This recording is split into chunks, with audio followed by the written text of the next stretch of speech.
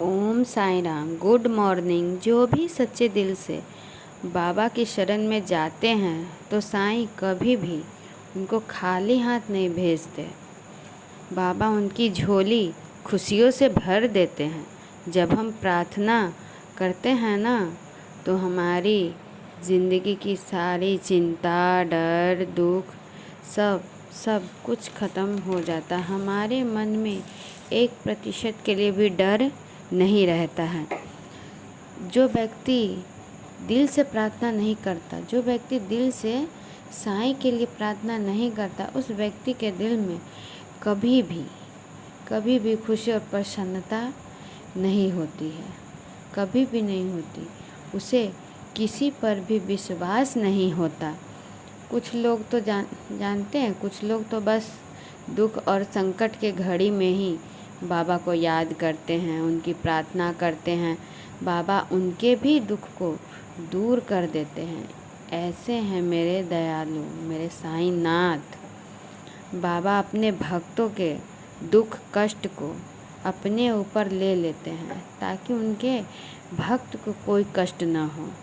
मेरे बाबा कहते हैं कि मेरे बच्चे, तुम मेरी तरफ अगर 2 कदम बढ़ाओगे ना तो मैं तुम्हारे तरफ 10 कदम बढ़ाऊंगा।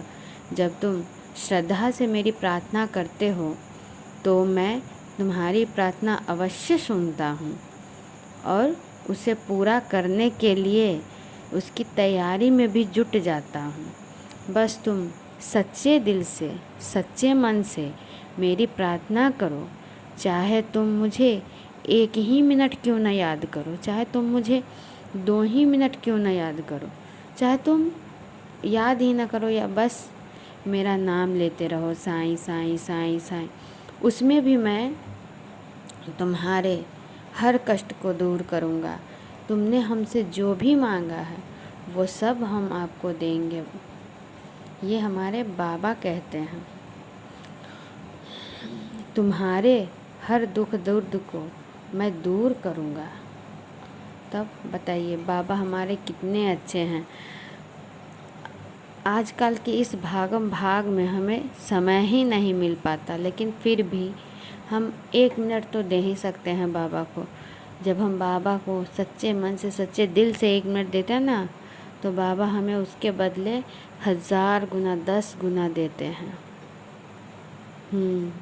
तो चलिए हमें बाबा की प्रार्थना करनी है और बाबा से ये कहना है, बाबा अब सब कुछ आपके हाथ में है, सब कुछ आपके चरणों में है। अब आप जानो बाबा, आपका काम जाने। जब हम सच्चे मन से बाबा से प्रार्थना कर लेते हैं ना तो हमें कोई चीज़ की चिंता ही नहीं करनी है। अगर आप चिंता कर रहे हो तो फिर तो आपको प्रार्थना करने का कोई मतलब ही नहीं रह जाता है। बस आप प्रार्थना करो और सारी चिंता बाबा के चरणों में सौंप दो। तो चलिए, ये तो हो गई ये सब बातें। अब हम इस प्रार्थना को करेंगे तभी तो बाबा सुनेंगे ना। तो चलिए हम अपने प्रार्थना की शुरुआत करते हैं। हाथ में आप उदी ले लीजिए। उदी अगर आप नहीं जानते हैं तो मैं बताती हूँ, जहाँ पे मतलब अगरबत्ती जला दीजिए और अगरबत्ती का जो राख होता है ना उसी को उदी मान लीजिए विश्वास के साथ,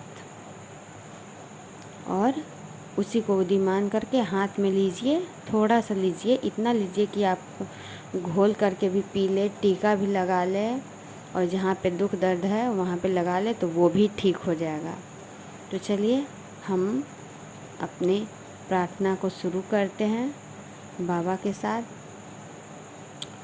जो शिरडी में आएगा आपद दूर भगाएगा, चढ़े समाधि की सीढ़ी पर, पैर तले दुख की पीढ़ी पर, त्याग शरीर चला जाऊंगा, भक्त हेतु दौड़ाऊंगा, मन में रखना दृढ़ विश्वास, करे समाधि पूरी आज, मुझे सदा जीवित ही जानो, अनुभव करो सत्य पहचानो, मेरी शरण आ खाली जाए, हो तो कोई मुझे बताए, जैसा भाव रहा जिस जन का वैसा रूप हुआ मेरे मन का, भार तुम्हारा मुझ पर होगा, वचन न मेरा झूठा होगा, आओ सहायता लो भरपूर, जो मांगा वो नहीं है दूर।